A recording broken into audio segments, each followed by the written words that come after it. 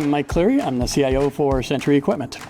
Sentry Equipment provides sampling solutions to a variety of industries, ranging from oil, gas, petrochemical, to cement, concrete, and aerospace. 2W Tech helped us leverage third-party data analytic tools like Power BI. We've chose Power BI as our tool of choice because it fits very well with our stack of technologies. We're primarily a Microsoft organization when it comes to our productivity tools, so this was a natural fit.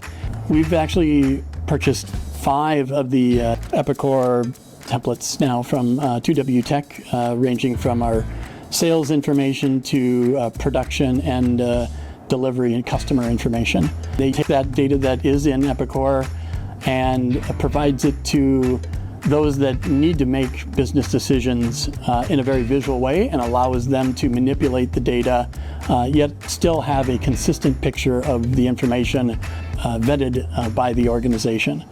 The 2W Tech team has been really good at helping us gather the requirements that we need to make sure that we're looking at the data appropriately, helping us turn that into visualizations that are actionable by the team that's using it.